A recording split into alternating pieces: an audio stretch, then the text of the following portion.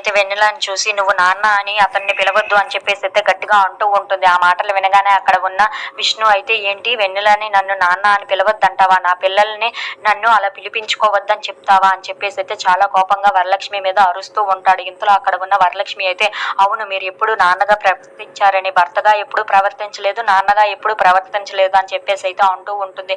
ఆ మాటలు వినగానే అక్కడ ఉన్న విష్ణుకైతే నువ్వు నా పిల్లల్ని నా నుండి దూరం చేయడానికి చాలా ప్రయత్నిస్తున్నావు, కానీ అది జరగదు అని చెప్పేసి అయితే అంటూ ఉంటాడు.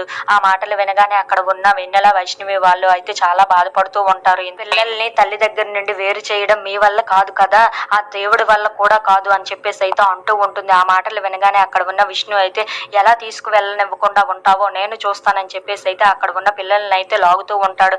ఇంతలో అక్కడ ఉన్న వాళ్ళిద్దరు పిల్లలు అయితే ఏంటి ఇలా తిట్టుకుంటున్నారు అమ్మా నాన్నలు అని చెప్పేసి అయితే అనుకుంటూ ఉంటారు. ఇంతలో అక్కడ ఉన్న విష్ణు అయితే పదండి మనం ఇక్కడ నుండి వెళ్ళిపోదామని చెప్పేసి అయితే పిల్లల్ని లాగుతూ ఉంటాడు. ఇంతలో అక్కడ ఉన్న వరలక్ష్మి అయితే వెన్నెల వైష్ణవి మీరు ఇటు రండి అని చెప్పేసి అయితే అలా ఇద్దరు లాగుతూ ఉంటారు. అది చూసిన వెన్నెల వైష్ణవి వాళ్ళు మాత్రం చాలా బాధపడుతూ ఏడుస్తూ ఉంటారు. ఇంతలో విష్ణు అయితే అక్కడ ఉన్న వైష్ణవిని తీసుకొని వెళ్ళిపోతూ ఉంటాడు. అక్కడ ఉన్న వరలక్ష్మి అయితే వెన్నెలని తీసుకొని వెళ్ళిపోతూ ఉంటుంది. అలా వాళ్ళిద్దరిని అయితే తీసుకొని